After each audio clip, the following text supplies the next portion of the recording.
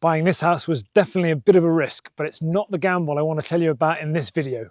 And while the outcome of my current work in this room is a bit uncertain, it's not the gamble this video is about either. Because the big gamble that I want to tell you about relates to the land here, here, and here. And after an update on my work this week, I'll be telling you more about it. I'll also be introducing you to my new temporary head of security. But first up, I'll show you the work that I've been doing this week. Last week I was excavating rock from the floor in the back room through there. And that's to enable me to lower the level across the whole of the ground floor. But I didn't quite finish that work in the first back room. So at the start of the week I was carrying on that work in the back room through here.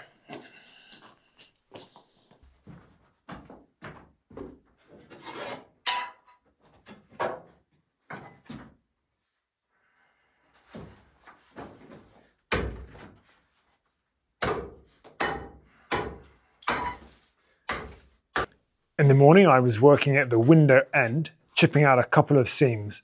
Some of these were proving hard to break into, and a couple of times I hit some bigger rocks.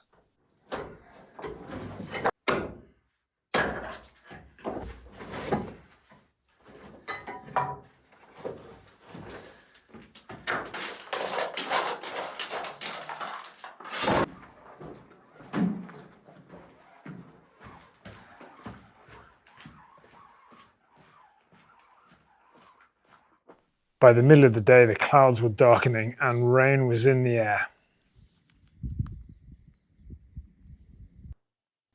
And for the afternoon session, I changed ends, with the same sort of results as in the morning, with some difficult seams and some bigger rocks.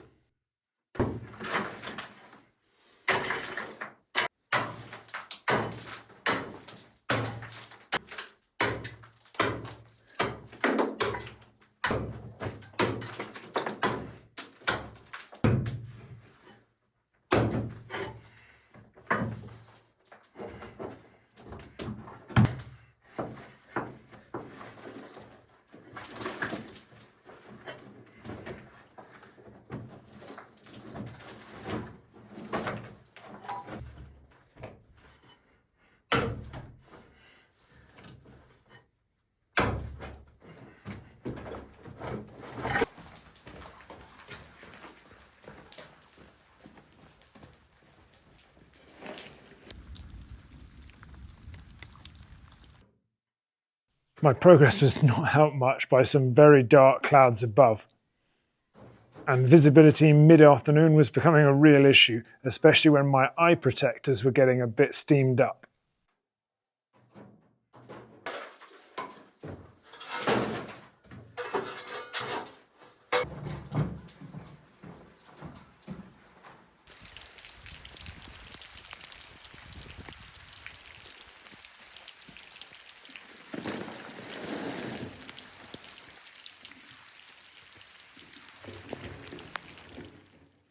And eventually, to avoid getting drenched every time I went outside, I ended the day a little sooner than planned.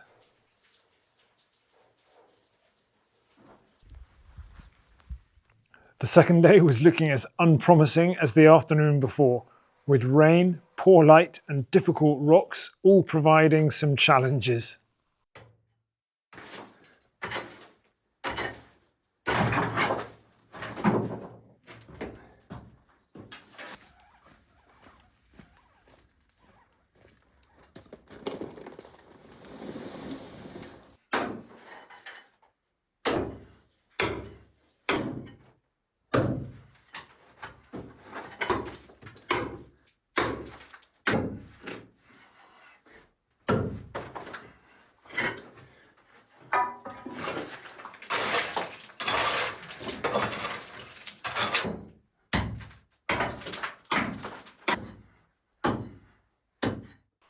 I did manage to take out quite a bit more rock down at this end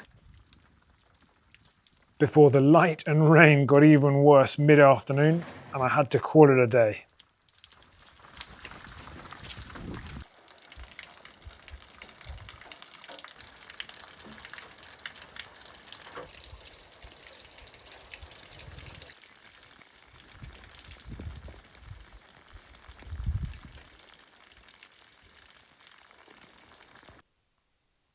Thankfully, the next day it was a lot sunnier and a lot brighter, which was much better for making an important introduction.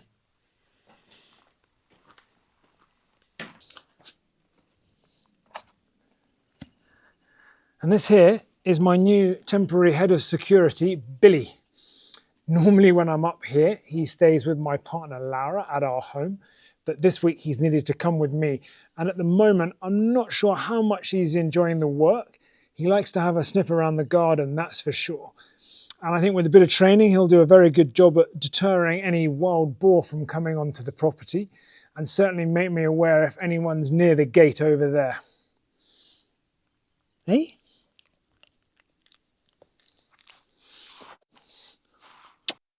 And with Billy guarding the house, I was able to head outside the gates to start telling the story of my big gamble. The story of my big gamble actually starts with this metal tower here. And when I first bought the property, I was pretty keen to find out what it was there for and whether I could get it removed, because it is a terrible eyesore, which I generally try to avoid getting in my videos. And after a bit of research, I found out that the tower was actually only there because of the shed, which had some telecoms equipment in it, and that the tower was there to protect that equipment from a lightning strike. I then found out that actually there is no longer any telecoms equipment in that shed, and when I was eventually able to find someone that could tell me a bit about it, they said they didn't think it would be a problem to remove the tower. But then the problem arose that this actually isn't on the land attached to the house, and therefore the next thing I had to do was find out who owned this plot. And after some more research, I was able to find the two sisters that had inherited this parcel of land and also a number of other plots connected to it. And to explain that situation, I'm going to tell you a little bit about this marking stone and the function that they serve around this area. In the past, these marking stones or mahones were used to help define the boundaries between different properties, and this one here is actually the corner point of the land associated now with the house, but before that for the church. And that overall property for the church ran from this point here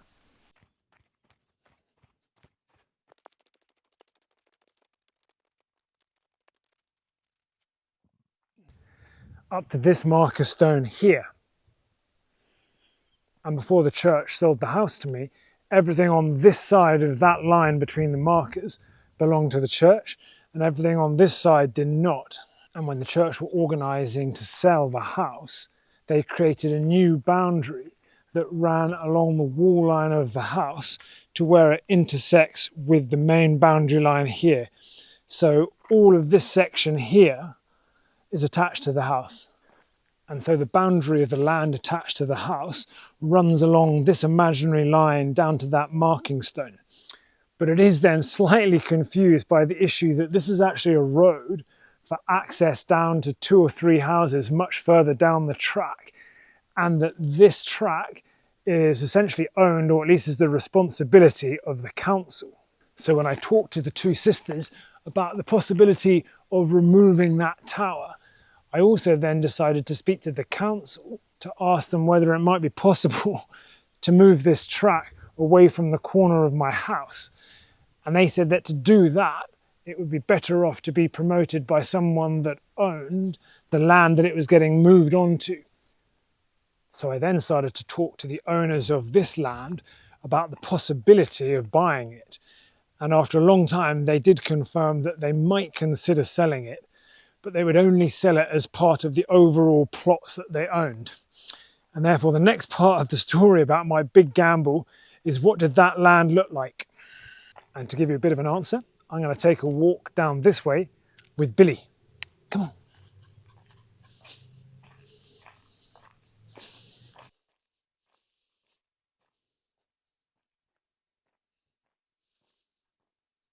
And the land that the shed and the tower on are part of 4 parcels, which are actually about 4 hectares. Basically everything to this side of the path up to about this line, dropping down the hill there, which I'll show you in a second.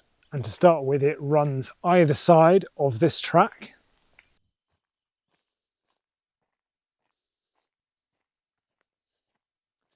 And the land runs all the way down to here and the start of this old forestry track, which runs along the face of this slope, which drops off very steeply down to the bottom of this very small valley where there is a stream at the bottom in about 100 meters. And then the plots and parcels that the land belongs to extends all the way up to the top of that hill where you can just see some trees on the horizon line, which I'll take you up to now.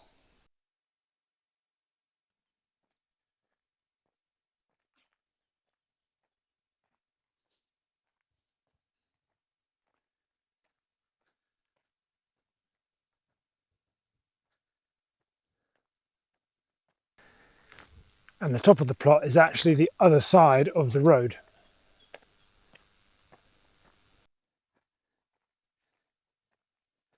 And then the plot runs on both sides of this path up to the top of the hill here. From the bottom point that we were at earlier up to here, it's very much dominated by big pine trees with other random small trees below. But through here, it's a slightly different story. Come on, Bill. And then this part of the land up to the top of this path is dominated by cork trees. And these have all been stripped of their bark for the first 1.5 meters, which is then taken off and processed and turned into cork. And I think all of these ones were cut about 18 months ago. And then the land runs up to the top of the hill here, where it ends. And if you are able to see through the trees, you do get an amazing view of the whole landscape in front of you, all the way back down to the sea in the distance over there.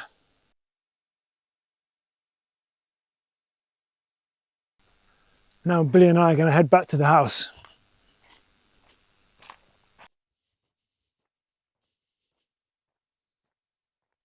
So this little plot here is part of 4 hectares of what is essentially forest on very steep slopes. And while some of it's quite attractive and quite fun, I really don't have any need for it. But in talking to the owners of it and the council about the possibility of moving the track, really got me thinking about the possibilities of what this space could look like and what it could mean to the house. In particular, the possibility of levelling out this area and creating a genuine entrance for the house and being able to use all of this space here. And the idea of that was super exciting to me, exciting enough that I went back to the owners of this land and asked them what the price might be. And not surprisingly, when approached by a seemingly very keen buyer, the price they were looking for was considerably higher than the average rate for a hectare of forest in this area. And after a lot of thinking, dreaming, and then negotiating with the owners of that land, I did end up coming to the moment of my big gamble, which was to buy 4 hectares of forest at an above market rate with no guarantee that I'll actually be able to achieve what I would like. And that was a few months ago. And since I did purchase the land, I've been in very regular contact with the council and I've talked to them about a formal proposal, and actually they've been pretty helpful. And they are not against the idea of moving the track, but they do have a couple of conditions which I am slightly less keen on. And at this moment, I am still in discussions with the council about those conditions. And I had been hoping to reach an agreement with them before sharing it with you. But now I figure that you might enjoy the suspense of me finding out whether or not my dream's going to come true with this space, and whether or not my big gamble is going to pay off, and how soon I might be able to finalize my plans, especially for the garden area, so that I'm in a position to get on with it and to tell you what they are. But for now, it's back to some work indoors that I do have permission for.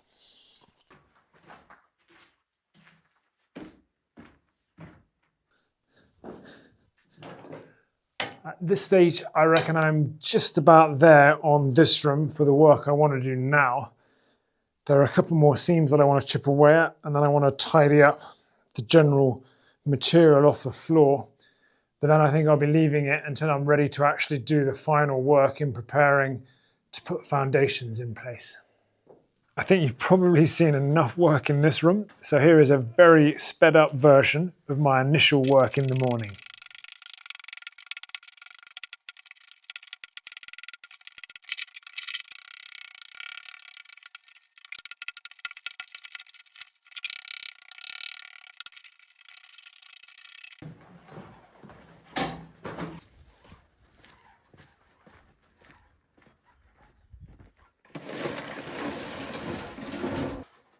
And then a few clips of this particular rock, which was an absolute monster.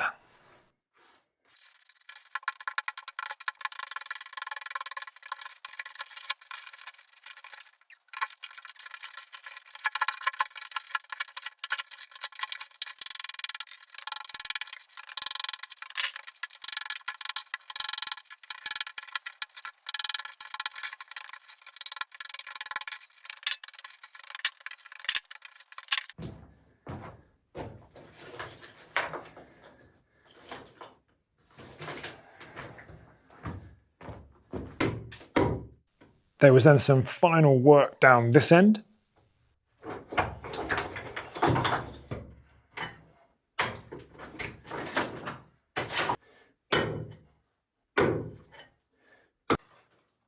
And then a final tidy up of the surface.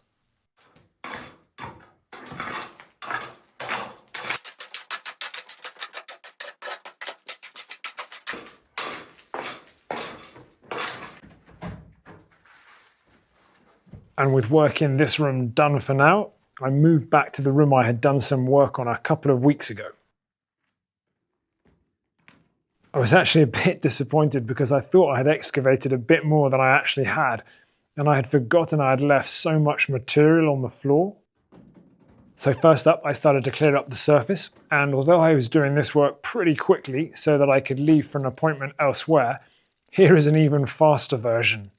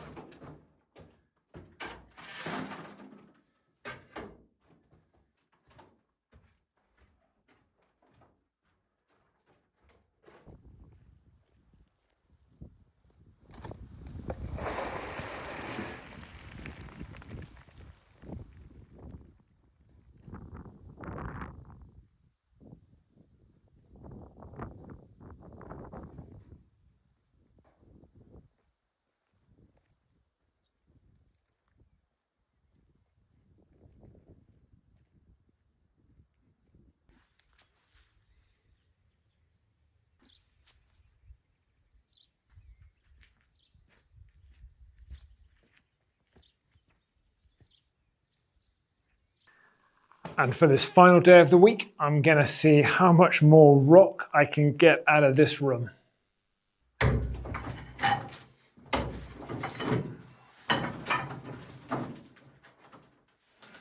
Great start.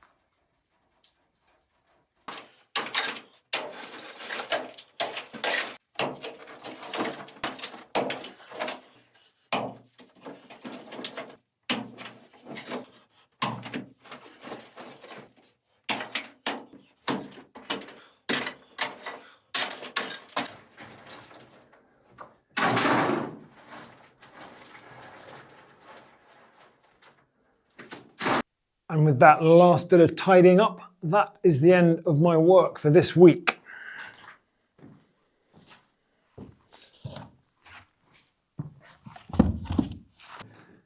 I'm pretty pleased with the progress I've made in this room today, and I've certainly been able to work a little bit faster than I was at the beginning of the week in that room, but the light has been better and there's been a little less rain.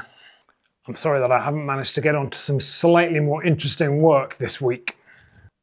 One of the reasons for that is that with Billy on site, I've wanted to avoid using power tools and putting too much dust into the air.